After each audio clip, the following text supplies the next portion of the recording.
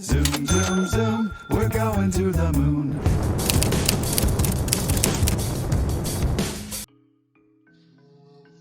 Bitcoin also surged, dramatically rallying from just south of $45,000 to highs of over $47,000 in just 4 hours. The world's biggest cryptocurrency has wiped out the losses from this year with lows of around $33,000 back in January. Bloomberg intelligence analyst Mike McGlone has predicted that the 2022 dip may be done for Bitcoin, and it may be poised to outperform the tech-heavy Nasdaq 100 in most scenarios. There's also a sea of green across major altcoins. Bitcoin's current test will be holding current prices above $47,000 and beyond that, $50,000, a level that hasn't been seen since late December.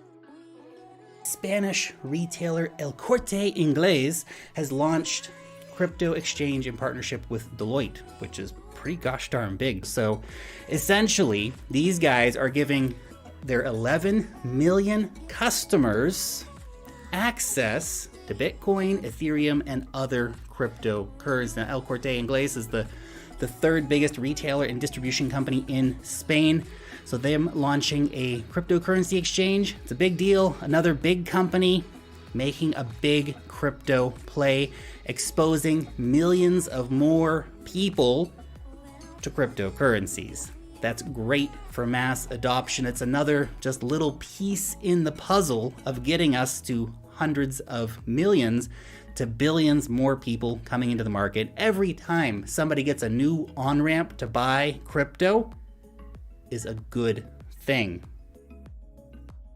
Coinbase to control Latin America's largest crypto exchange via acquisition. They're about to acquire a crypto exchange there. According to local newspaper, negotiations between Coinbase and 2TM have been taking place since last year, and an agreement could be announced in late April.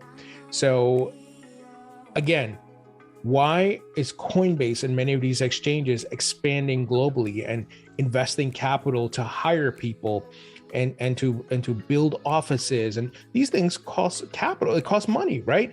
It takes a lot of resources. And especially, these companies, they have to make a profit, right? They're in a business to make money and of course to be profitable.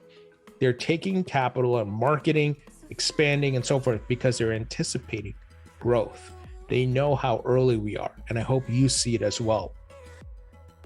Another one I wanted to highlight was Quentin Tarantino. He is taking several scenes from his project Pulp Fiction, and he is turning those into NFTs, the first of which has already sold for $1.1 million. The other thing that's very interesting about this project is Miramax is trying to sue him right now.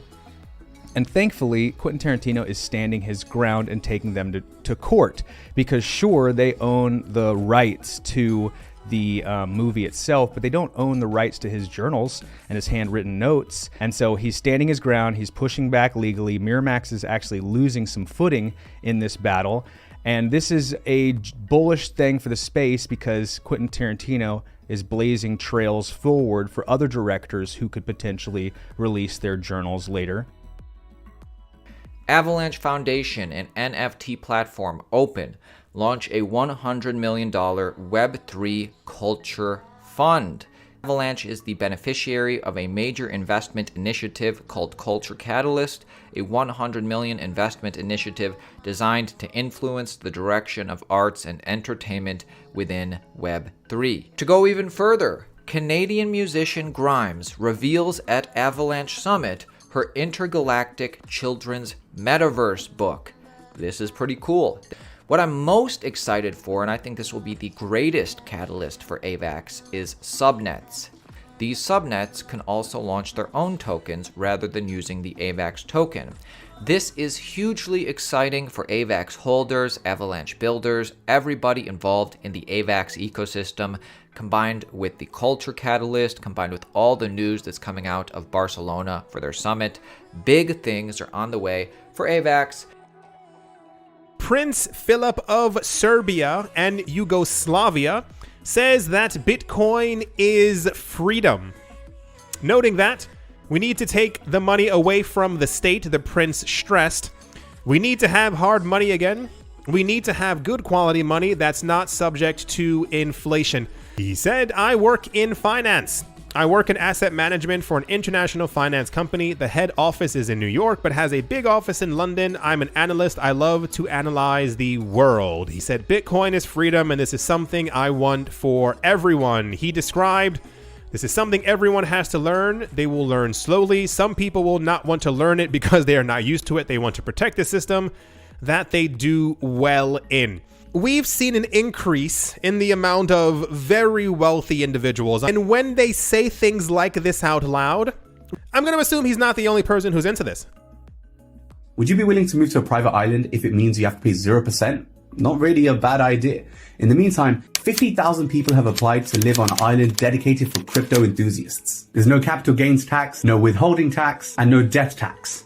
Excellent. It's called Satoshi's Island, and it's just northeast of Australia. The idea started back in 2017 when crypto saw a massive rise, and they finally just got the approval from the local governments that the island can actually exist. Every home on the island is going to be an NFT, which will be a tradable digital asset against the property. So it's not going to be like how you buy homes normally and all the different paperwork that's involved. It's a pretty good idea in theory. Top cryptocurrencies continue to show their dominance over centralized financial institutions. During the week, Ethereum, the second largest crypto by market cap, flipped the market cap of traditional financial institutions like the Bank of America and MasterCard. After staying above $3,000 for the past few days, Ethereum's market cap has increased to over $366 billion. In comparison, MasterCard's market cap is just over $337 billion, while that of the leading bank is $347 billion. South Africa is testing a new type of digital currency, right? South Africa recently announced the trial of central bank digital currencies for cross-border payments could motivate other financial institutions around the world to work towards using the technology. Solving for the same barriers the current financial system faces with its legacy infrastructure could entice other central banks around the world to quickly follow suit. After years of mostly domestic research and exploration, we are very pleased to see that these common insights about the need to explore cross-border CBDC payments and interoperability are coming together internationally. Again, it's all about these guys. We already know where the world is heading to. What will be that golden bridge? Again, as soon as one CBDC is deployed, more and more and more and more will be coming out and about. Nelson Mandela, Mandela's original arrest warrant sold for $130,000 as NFT. Non-fungible tokens continue to be used for some humanitarian reasons, and the latest example came from South Africa. A digital collection of Nelson Mandela's original arrest warrant from over a half-century ago was sold for more than $130,000 to fund a heritage site. Prior to becoming South Africa's first black president, Nelson Mandela was a part of a political organization. Fast forwarding to March 2022, and his legacy continues in a digitized form. A report from Bloomberg informed that his original arrest warrant was sold as a non-fungible token at an auction for 1.9 million rands, approximately $130,000, to help fund a heritage site that shows the country's struggle for democracy. They have been badly affected by the lack of tourism due to COVID, so this is a way to revitalize the flow and keep history alive. That's a noble cause.